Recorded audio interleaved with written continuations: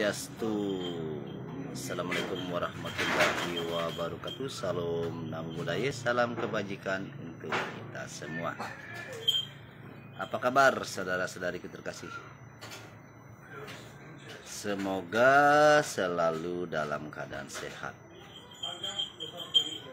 panjang umur dan terberkati, serta dimudahkan dalam ia berjuang mencari rezeki astukare. Kembali lagi bersama Jero Balian Healer. Tiada masalah tanpa solusi, tiada penyakit tanpa obat. Orang-orang yang pernah menyakiti kita, menzolimi kita, melupakan kebaikan kita, menjauhi kita, menipu kita, dan hal-hal buruk lainnya, mereka semua adalah sang penolong jiwa. Mereka adalah pahlawan dalam dunia ini. Tentu saja dalam tanda kutip ya. Sekali lagi, orang-orang yang pernah menjahati kita, menipu kita, menzolimi kita, menghina kita, menjauhi kita, berpura-pura di depan kita, dan lain-lain. Mereka adalah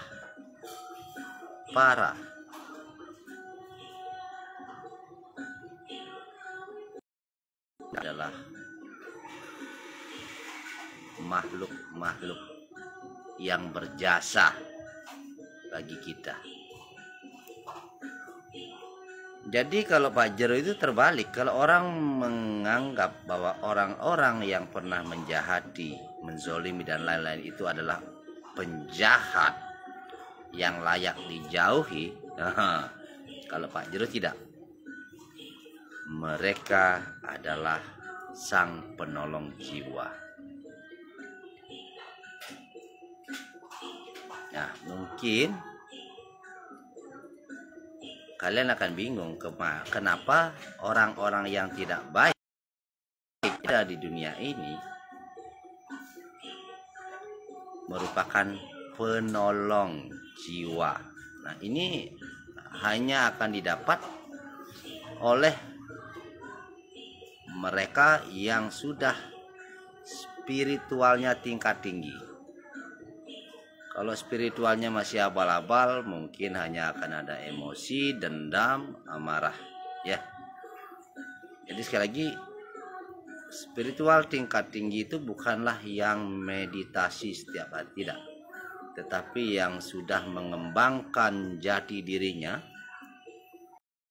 di dalam diri, di dalam jiwanya, sudah bisa memahami sesuatu.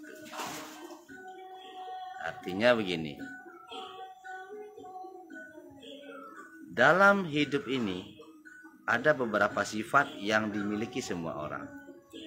Iri, benci, dengki, dendam, kecewa, bahagia, sedih, tertawa, gembira, kayak gitu. Nah, di sini jika kita mau benar-benar mengupas gitu, benar-benar mengupas sesuatu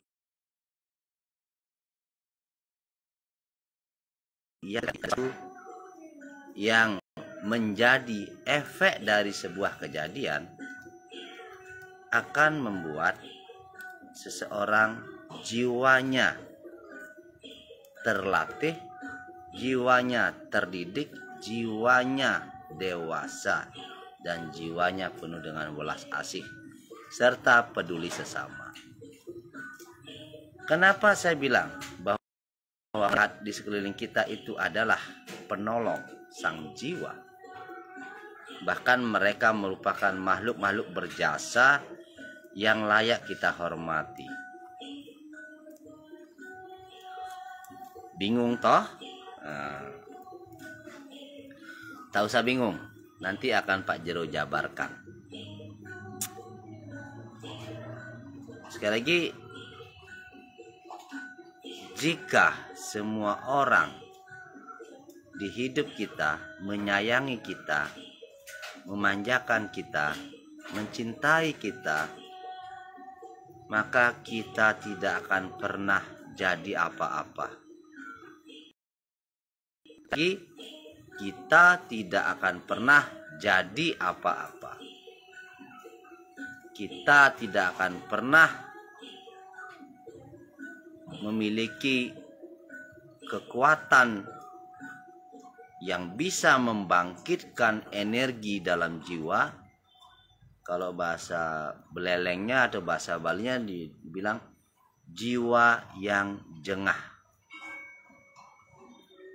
Orang yang terhina sering dihina. Orang yang sering ditipu, yang pernah ditipu, orang yang pernah dizolimi, jiwanya terbentuk menjadi. Itu pun bagi mereka yang mau merenung, menyelami, dan memahami setiap apa yang terjadi. Saya kasih contoh saja. Ada seorang laki-laki dihina oleh teman perempuannya, dihina oleh teman laki-lakinya, dihina oleh tetangganya.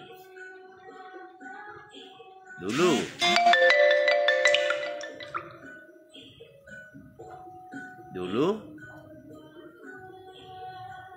dia hanya sekedar bekerja. Dulu ia hambur-hamburkan uangnya. Dulu ia malas. Setelah sering dihina, akhirnya dia bangkit, dia belajar, dia berjuang sehingga menjadi sukses. Nah, jadi yang berjasa di sini siapa sebenarnya? Orang yang menyayangi apa orang yang menghina? Tentu saja hinaanlah yang membuat seseorang itu bangkit. Maka Pak Jero mengatakan bahwa orang-orang yang tak baik di sekeliling kita adalah penolong sang jiwa. Segala hal terjadi dalam kehidupan kita itu merupakan bagian yang menjadi proses penguat sang jiwa itu sendiri. Jadi saudara-saudariku terkasih dimanapun kalian berada, jangan pernah mabuk dengan pujian, jangan pernah bangga dengan cinta yang berlebihan. Tetapi syukurilah walaupun di sekelilingmu banyak sengkuni ya. Walaupun di sekelilingmu banyak sengkuni, tapi pahamilah, sengkuni akan kena karmanya sendiri, dan sengkuni juga yang akan membuat kita menjadi sesuatu. Contoh, saya pakai contoh aja diri saya sendiri. Dulu saya senang judi kan, dulu ya. Walaupun saya tahu kartu dipermainkan, saya senyum saja. Anggap saja judi ceki. Saya tahu di 3 orang itu tidak musuh. Jadi saya biarkan saja mereka bahagia dengan kemenangannya. Saya bahagia melihat mereka tersenyum. Walaupun saya tahu saya yang dijadiin korban.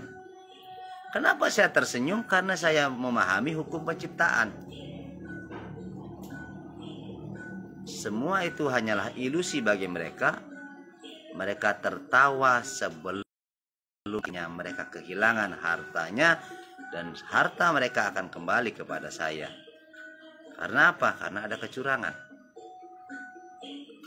Saya tahu dalam bermain judi, siapapun yang curang kepada saya tahu.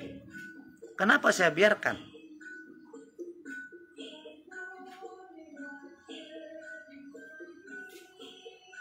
Karena Dewi Durga sekalipun membiarkan orang itu jika memohon hal buruk dan hal baik, risiko tanggung sendiri, kan begitu. Jadi intinya begini, jika Tuhan saja memberikan dan membiarkan, tentu saja risikonya tanggung sendiri. Dan saya pun sama, jika saat saya ada orang yang bermain-main dengan cara yang curang, saya biarkan. Aneh ya, karena saya anggap saya berbagi. Saya anggap berbagi dengan mereka, dan mereka melakukan kelicikan dalam melakukan itu. Saya tahu, panugrahan saya rasa. Jadi saya tahu. Saya tahu, bahkan dulu itu pernah begini. Di saat saya ke dalam tahap penyadaran, ingin menyadarkan gitu. Di Lovina waktu itu kejadiannya. Kita masih menunggu lagi satu orang anggota main ceki gitu. Terus saya pura-pura ngomong begini, kok aneh ya? Aneh gimana Jero? Padahal saya tahu loh, di saat main ceki ada beberapa orang yang tidak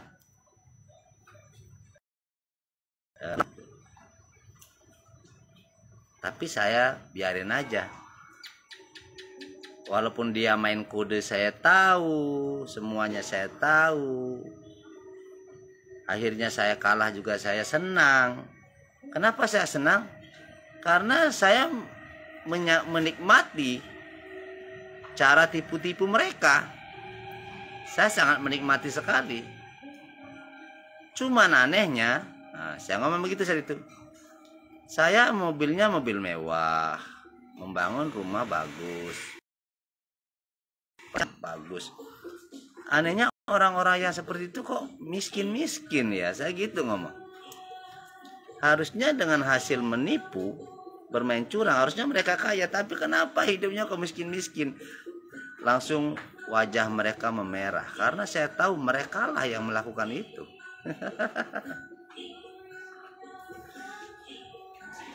Jadi saya senang berbagi. Saya senang berbagi dengan cara apapun, saya senang membantu dengan cara apapun.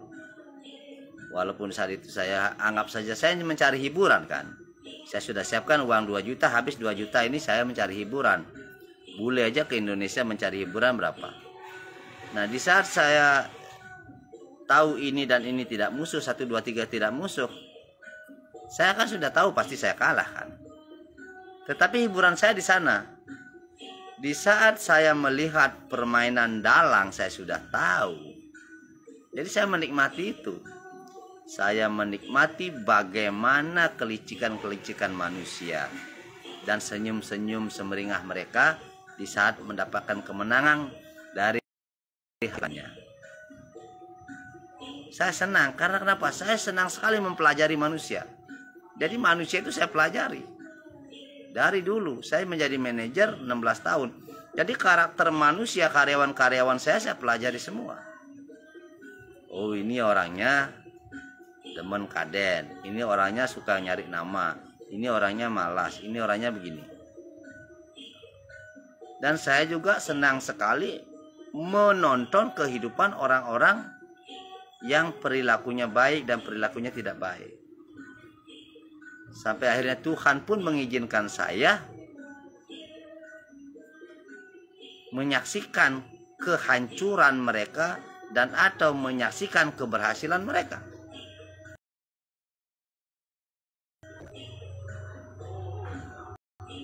Jadi sebenarnya kita semua bisa jadi itu, kita bisa jadi penonton, kita bisa menjadi penikmat dalam segala hal tipu-tipu wayang dalam kehidupan ini.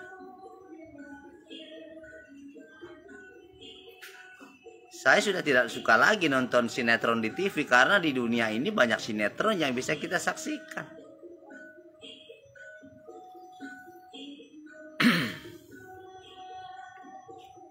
Makanya mulai hari ini, jika ada orang yang menghinamu, berterima kasih. Setelah itu, ambillah cermin. Setelah ambil cermin, tanyakan kepada dirimu, apakah kamu memang layak dihina? Jawab sendiri. Kalau jawabannya iya, maka buatlah dirimu agar tidak layak untuk dihina. Caranya seperti apa? Tunjukkan kepada dunia bahwa orang tuamu melahirkanmu, leluhurmu, mertuimu, Tuhanmu memiliki keadilan atas umat semuanya. Jadi lakukanlah sesuatu, pelajari sesuatu, di mana yang kurang sehingga saya kok layak dihina. Jadi sudah saatnya saya belajar untuk menjadi tak layak lagi dihina. Sekali lagi, dalam hidup jangan pernah menyalahkan siapapun, tapi teruslah introspeksi diri, menyalahkan diri sendiri, kemudian tunjukkan kepada dunia bahwa Anda tak layak dihina, tapi izinkanlah orang lain yang iri kepada Anda. Jangan punya sifat iri, tapi izinkanlah orang lain untuk iri dengan kehidupan Anda. Apakah itu sebuah kesombongan, Jero? Tidak. Itu adalah bentuk dari rasa, bentuk dari sebuah proses, bentuk dari sebuah pertunjukan bahwa kamu adalah pemenang dan bukan pecundang. Kesombongan akan selalu terlihat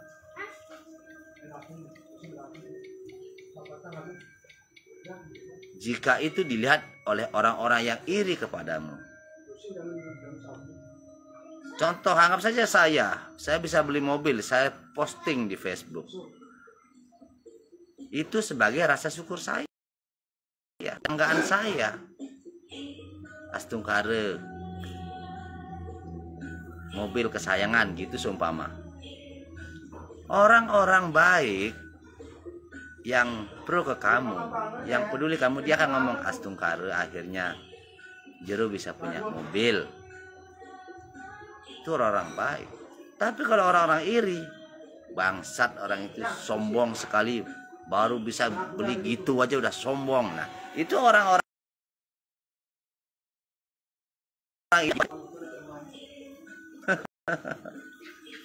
jadi jangan salahkan mereka.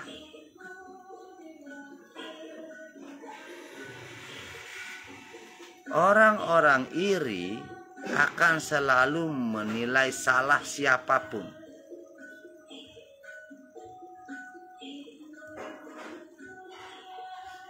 Jadi sekali lagi, bagi kamu yang dihina,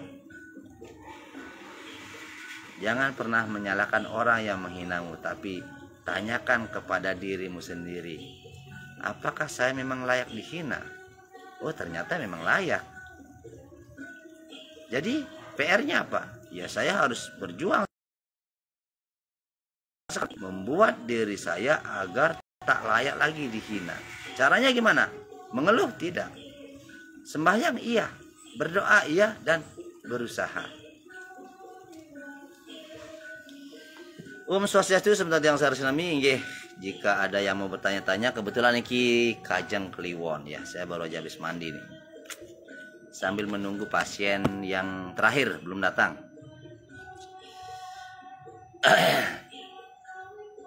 Kita cerita-cerita aja sedikit. Berbagi itu indah.